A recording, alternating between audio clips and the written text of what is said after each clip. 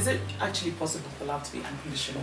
Well, it used to be in the fairy tale movies and Yes, cartoons we yes, used to yes, watch. yes. So that was Yeah. magical. That was Yeah. amazing. Or in the Bible. Yes, but in reality, there will always be a condition, Yeah. and especially women will always have a condition to why they will love you. That is why they pick the person they eventually with. It has a lot to do with security, it has a lot to do with stability, and when that wavers a bit, you also notice that the love will be pulled away.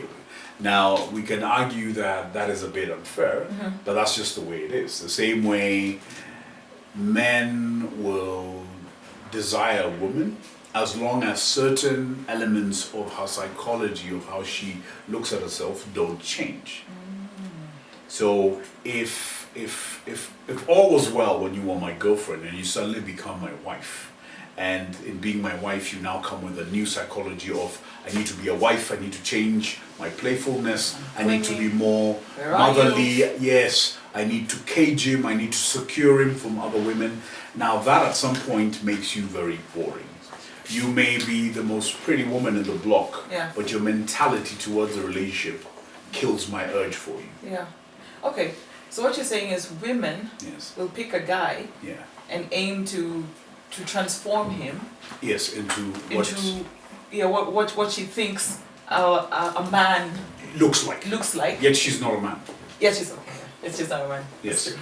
So what happens is she like you had said before when we were chatting, she tries to transform him into a girlfriend, which doesn't make him a man anymore.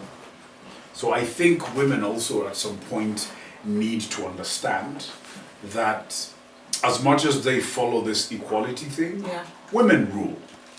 They rule 80% of our lives. The 80% freedom is the fact that he knows the times he should come home. He knows the amount of time he should give that responsibility of being a father and a husband.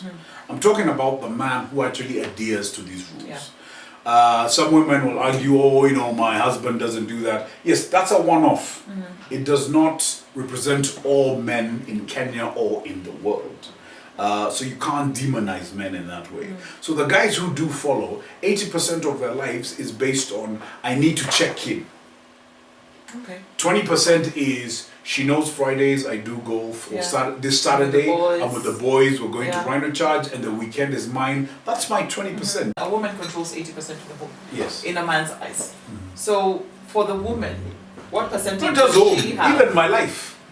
Okay, you're right. Because if on Wednesday I felt, hey, the boys were just flying to Mombasa, I can't just fly to Mombasa. I need to ask for a visa from her, which will be declined.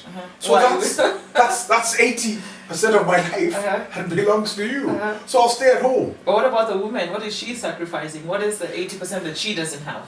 The 80% that she doesn't have is probably with the fact that now that she's assuming she's a mother, now she has the responsibility of making sure the kids are fine.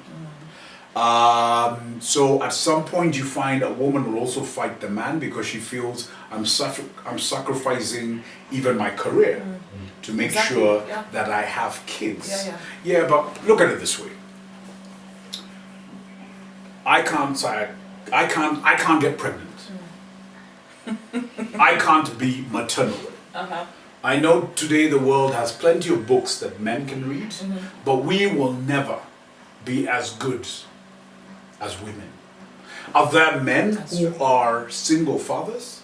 Yes. Are they great at what they do?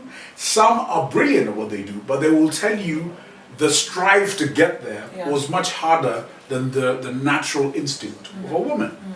So it's not that men can't take care of children. There are plenty of great fathers who, you know, there's no mother figure around. But the point is, women should stop fighting men because we were not designed to give birth. You should just kneel down and ask your maker why he created you that way.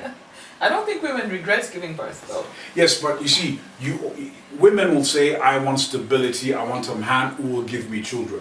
But when the children come, you start blaming me that you've got too much responsibilities. You're the one who wanted children.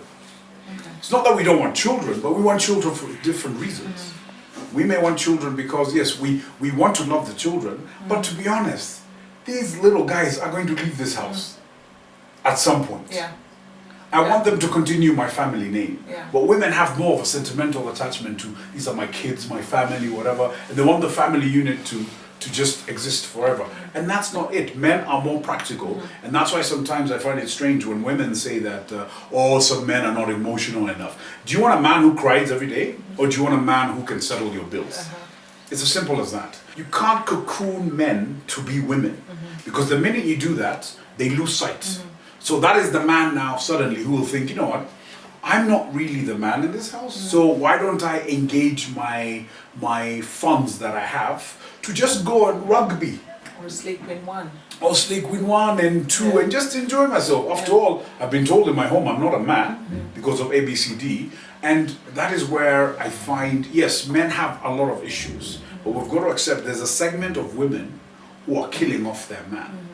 And one thing about us, we're very defensive. So the minute you call us useless for a while, then we will show you that we have the point that I am useless. We have a different pedigree of useless that you were not even aware of. And that is when now you understand that a man can be ruthless. Yeah.